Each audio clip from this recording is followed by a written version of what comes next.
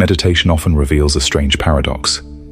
Even when thoughts dissolve into silence, something remains, a lingering sense of me. But what exactly is this me? Is it an unshakable truth, or merely a mirage projected by the mind? The mind is a master architect, constructing a self-image out of memories, beliefs, and conditioned patterns. Like an unseen puppeteer, it creates an internal monologue that feels intimate and personal. Yet, a crucial question shatters this illusion. Who is the mind talking to? At first glance, the answer seems obvious.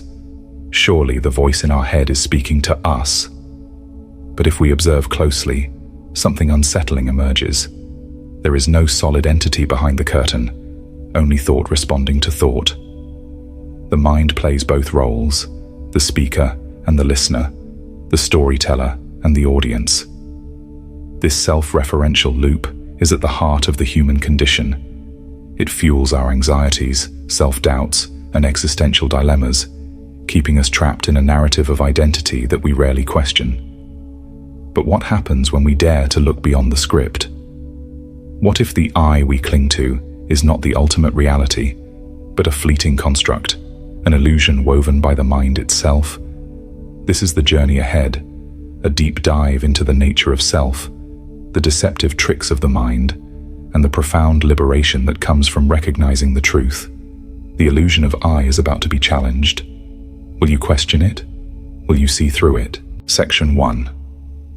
The nature of the me. A construct or a truth? You have lived your entire life with a deep sense of me, an identity that feels solid, real, and enduring. But have you ever paused to examine what this me truly is? The mind, through a constant stream of thoughts, weaves a story of self, a carefully constructed identity shaped by memories, emotions, and social conditioning. Yet when you look closely, you might find that this me is more of a shifting mirage than a concrete truth. What you think of as yourself today is different from what you believed a decade ago. If your thoughts, emotions, and roles continuously change, then what remains constant? Beneath the ever-changing mental landscape, there is something else, an awareness that observes it all. Thoughts arise, emotions surge and fade, memories surface, and yet something watches without judgment. This silent witness is not bound by personal history or fleeting emotions. It does not engage in the drama of the mind. It simply sees. The question then emerges. If you are aware of your thoughts, how can you be the thoughts themselves? If you notice your emotions, are you truly defined by them? Carl Jung's concept of individuation sheds light on this existential dilemma. Individuation is the process of integrating all aspects of the psyche, the conscious and unconscious, the real and the constructed, to arrive at a self that is whole and authentic.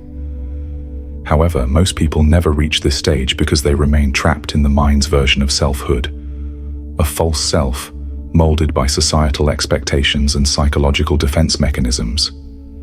This false self serves a purpose. It helps you navigate the world, interact with others, and maintain a sense of stability. But mistaking it for your true identity can lead to deep inner conflict as you suppress what does not fit the narrative you've been given. The reality is that the I is not a static entity.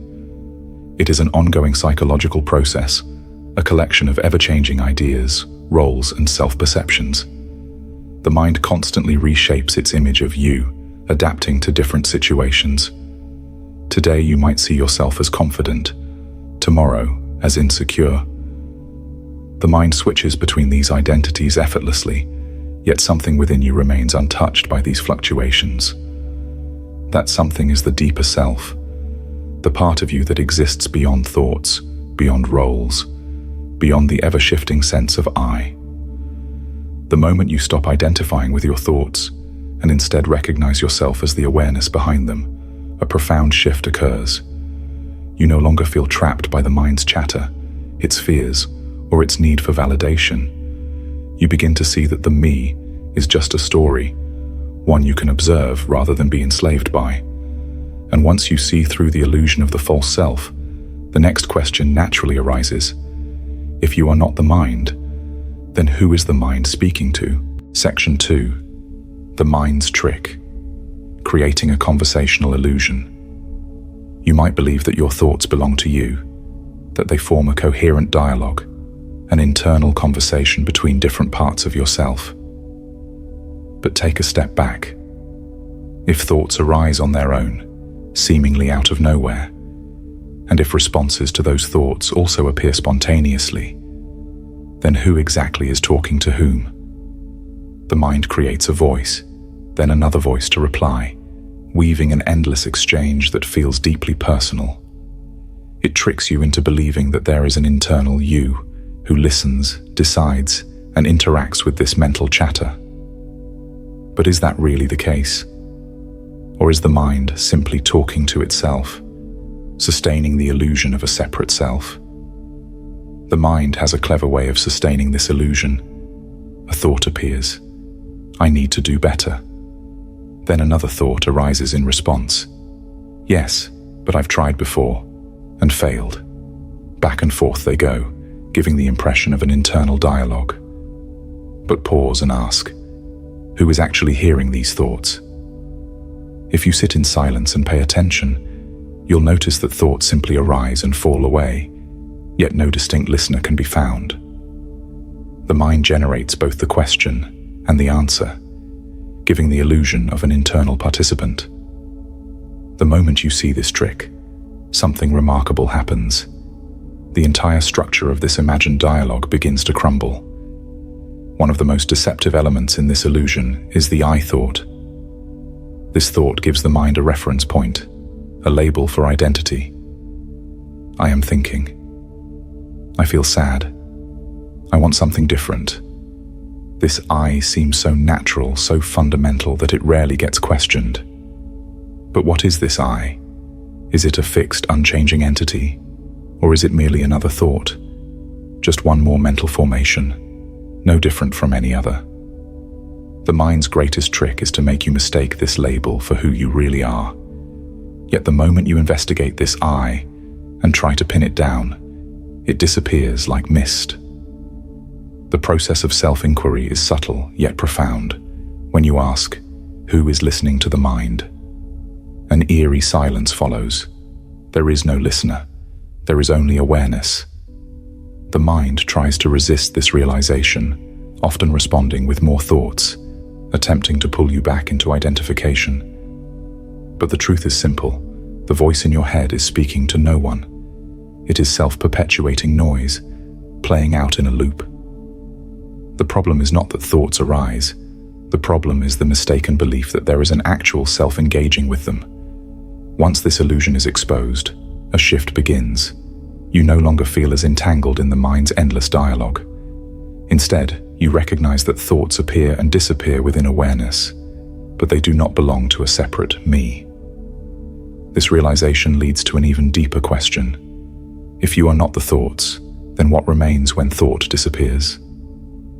This inquiry takes us to the next level, the discovery of what is beyond the mind's illusion. Section 3.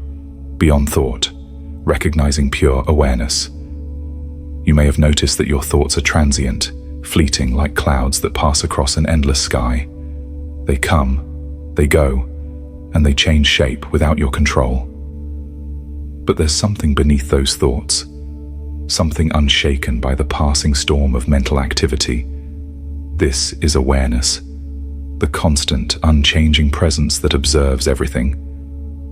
Unlike thoughts, which fluctuate and shift, awareness remains still, untouched by the rapid flow of your internal dialogue. It is the background to all experience, the unchanging ground beneath the shifting sands of thought. The more you become aware of this, the clearer the distinction becomes between what is fleeting and what is permanent. The key is to shift your attention from the constant flow of thought to the simple act of witnessing. You are not the thoughts themselves. You are the one who watches them arise, live their brief lives, and fade away. This practice is not about forcing the mind to stop thinking. It's about recognizing that you do not need to engage with every thought that arises. Rather than being absorbed by the narrative, You step back and observe it.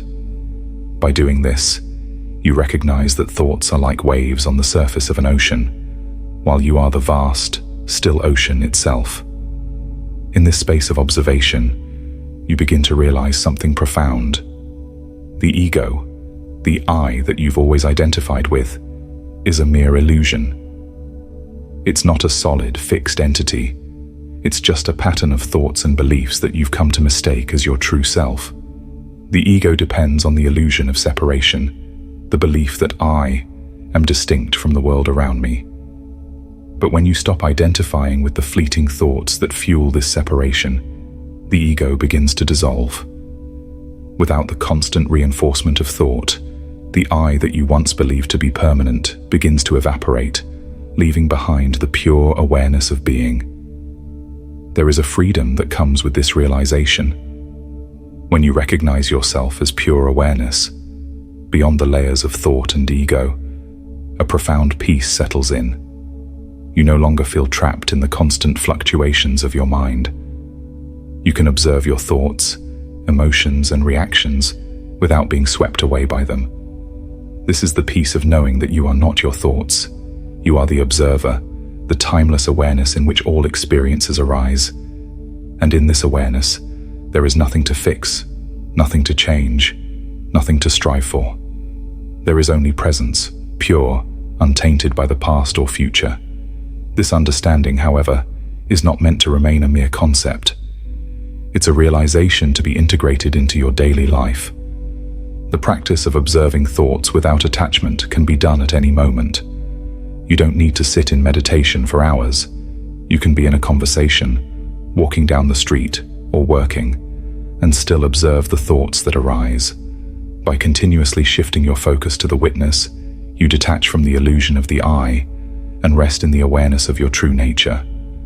With time, this practice will transform the way you experience life, revealing an inner peace that was always there, waiting to be recognized. This recognition of pure awareness is just the beginning of your journey into deeper self-discovery. As you continue to observe, you'll start to uncover more subtle layers of the mind's illusions, revealing truths that will shift your experience in unimaginable ways. Let's explore this further, diving deeper into how this awareness interacts with the world around you.